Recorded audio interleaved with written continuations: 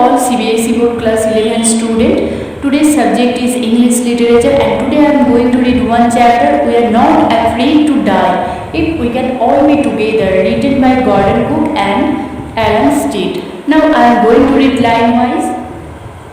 In July 1976, my wife married son Jonathan, 6 daughter Susan, 7, and I set sail from Plymouth, England to duplicate the round-the-world voyage made 200 years earlier by Captain James Cook. Year 1976 and month July and day नहीं कुछ बोला गया, तो 1976 का जुलाई महीने में narrator, उसका wife Mary, उसका बेटा जोनाथन जिसका उम्र 6 साल था एंड उसकी जो बेटी थी सुजेन, उसका उम्र 7 साल था। तो इन सब ने मिलकर एक समुद्री यात्रा स्टार्ट किया। इस समुद्र यात्रा का स्टार्ट हुआ था इंग्लैंड की साउथ वेस्टर्न पोर्शन में जो पोर्ट सिटी है प्लाईमाउथ, उस प्लाईमाउथ से स्टार्ट किया था। और नैरेटर ने अपना समुद्री यात्रा स्टार्ट किया था क्योंकि वो एक फेमस ब्रिटिश एक्सप्लोरर था जेम्स कुक, उसको देखकर बहुत ही ज़्यादा इंस्पायर हुआ था।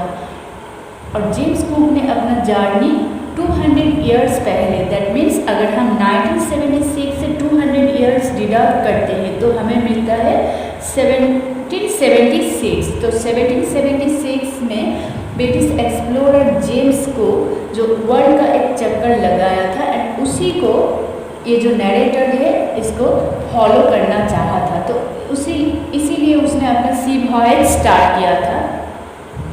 For the longest time, Mary and I, a 37-year-old businessman, had dreamed of sailing in the wake of the famous explorer.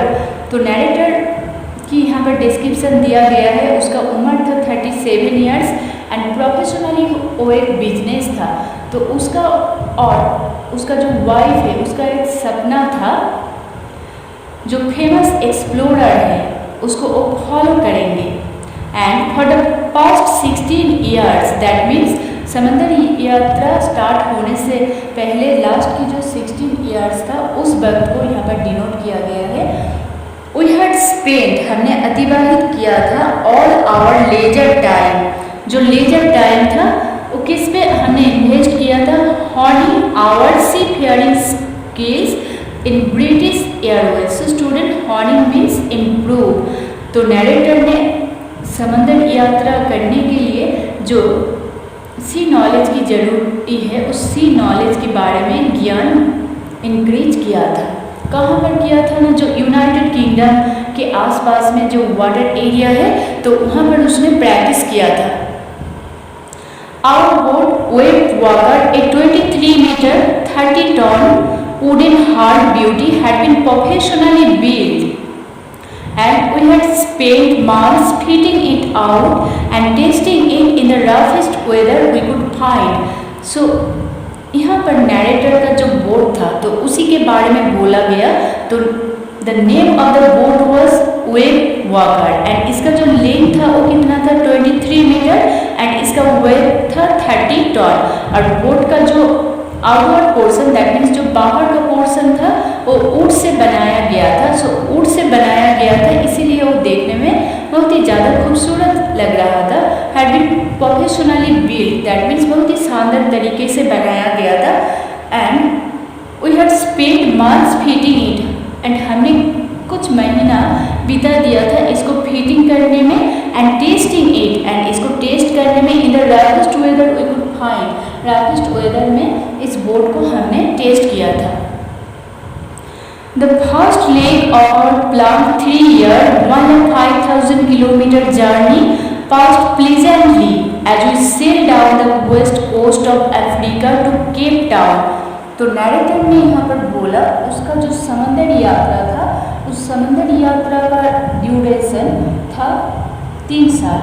तो इस 3 साल का जो पहला चरण था, दैट मीन्स पहला जो पार्ट था वो नैरेटर ने क्रॉस कर दिया था। तो ये पहला पार्ट कौन सा था, प्लाईमाउथ से साउथ अफ्रीका की जो वेस्टर्न पोर्शन है वो क्रॉस कर केप टाउन पहुँचना, ये पहला पार्ट था। और ये जो टोटल डिस्टेंस था वो था 1,05,000 किलोमीटर्स। तो ये जो जर्नी था ये बहुत ही खूबसूरत तरीके से स्पेंड हो गया था। तो इसके बाद नैरेटर साउथ अफ्रीका की साउदर्न पोर्शन केप टाउन पर पहुंचता है। तो केप टाउन पर पहुंचकर नैरेटर क्या करता है? एक्चुअली नैरेटर दो क्रू मैन जो जहाज में काम करता है उसको ले लिया था। तो उसका नाम था लैरी वीजिल एंड हार्ट सेगलर। तो नैरेटर ने ऐसा क्यों किया था?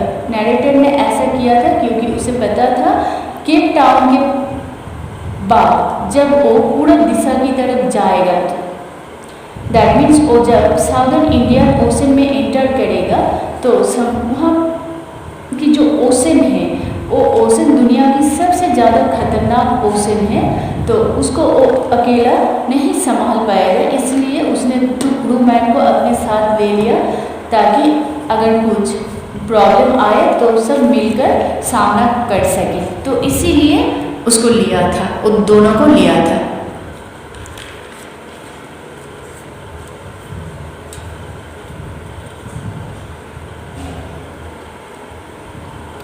On our second day out of Cape Town, we began to encounter strong gales.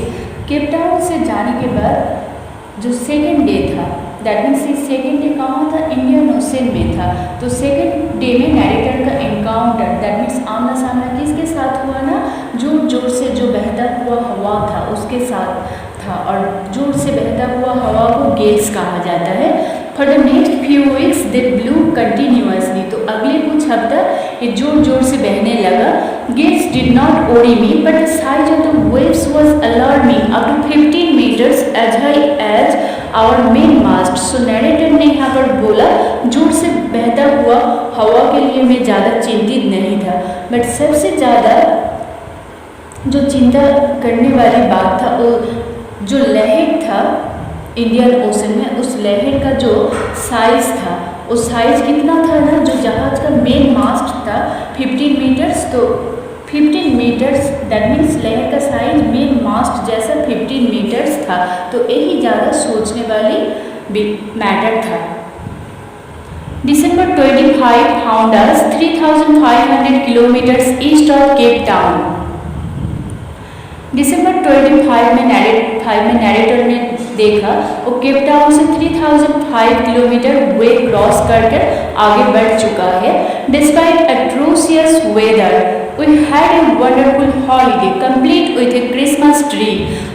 तो नैरेटर ने बोला वेदर बहुत ही अनप्लीजेंट होने के बावजूद भी हमने अपना जो हॉलीडे क्रिसमस ट्री के साथ बहुत ही शानदार तरीके से बिताया, क्योंकि तब क्रिसमस का वक्त था। New year's day saw no improvement in the weather. नए साल में भी वेदर का कुछ भी इम्प्रूवमेंट नहीं आया था, बट हमने अनुमान किया था that it had to change soon, ये जल्द ही परिवर्तन हो जाएगा। And it did change for the worse, and ये बहुत ही बुरे तरीके से परिवर्तन हुआ था। At dawn on January 2 the waves were gigantic. So जनवरी महीने की जो 2 तारीख में देखा गया जो लहर था, उस लहर का जो आकार था वो बहुत ही एनॉर्मस, दैट मीन्स बहुत ही बिग था। We are sailing with a only small storm jib and are still making 8 knots. So narrator ने बोला हम तब सेल कर रहे थे, हम जब सेल कर रहे थे तो बोट में सिर्फ एक जो स्मॉल स्टॉर्म जीप होता है जो बोट का स्पीड रेगुलेट करता है वही प्रेजेंट था। एंड और स्टिल मेकिंग 8 knots, फिर भी हमारा बोट स्पीड ज़्यादा अच्छा कर रहा था, तो 8 knots के स्पीड से जा रहा था। As the ship rose to the top of each wave, we could see the endless enormous seas rolling towards us. So student, waves जो होता है, वेव्स क्या होता है ना, वेव्स का जो हाईएस्ट पॉइंट होता है उसको क्रेस्ट कहा जाता है। तो इंडियन ओशन का जो बिग जो लहर था, उस लहर ने क्या किया, उस लहर ने जो नैरेटर का जो बोट था उस बोट को जो वेव की टॉप पोर्शन क्रेस्ट है, क्रेस्ट में पहुंचा दिया था।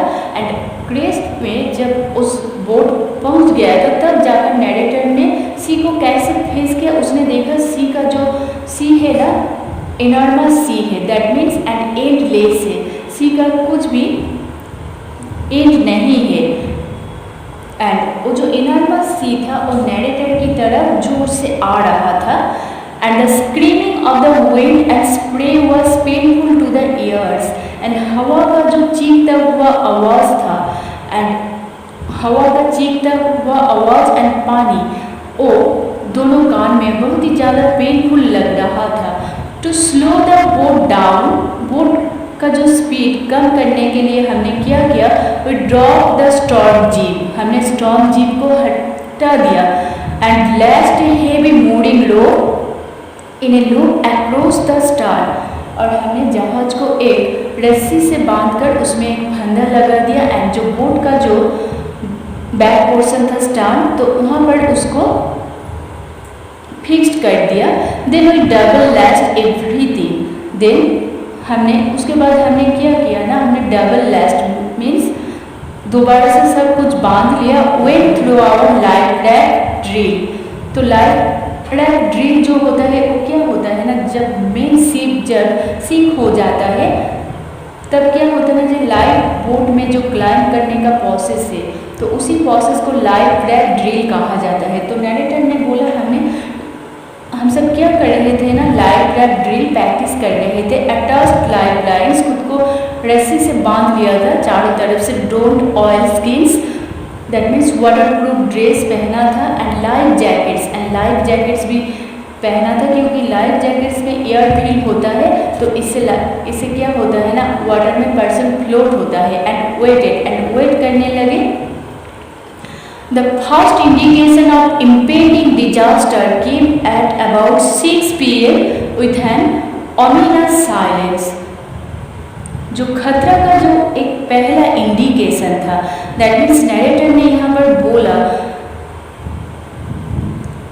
आगे एक बहुत ही बड़ा खतरा आने वाला है, तो इसका एक इंडिकेशन था ominous silence, दैट मीन्स चारों तरफ की जो एनवायरनमेंट है वो टोटली साइलेंस था। तो जैसे कि होता है हमारे लाइफ में, अगर बड़ा कुछ डेंजर आने से पहले सब कुछ चारों तरफ साइलेंस हो जाता है, तो ऐसा ही कुछ नैरेटर के साथ भी हुआ था। द विंड ड्रॉप्ड, हवा बंद हो गया। And the sky immediately grew dark, and आसमान तुरंत अंधेरा हो गया था। Then came a growing roar, उसके बाद जोर से आवाज आने लगा। And an enormous cloud towered aft of the ship, and एक बड़ा सा बादल हमारे सीप के पीछे आ रहा था। With horror I realised that it was not a cloud, तो नैरेटर ने बोला हमने ये उपलब्धि किया कि ये कुछ बादल नहीं था। But a wave like no other I had never ever seen, but ऐसा एक लहर था जिसको ऐसा लहर हमने कभी भी नहीं देखा। इट अपीयर परफेक्टली वर्टिकल, ये जो लहर था ये टोटली वर्टिकल देखने में लग रहा था, दैट मीन्स 90 डिग्री एंगल में था। And almost twice the height of the other waves, and आसपास में जितना भी लहर था तो उससे द्विगुना ज़्यादा हाइट था। And with frightful breaking crest, and वो जोर से क्रेस्ट से ब्रेक हो रहा था। सो स्टूडेंट, आज के लिए इतना ही। Good night.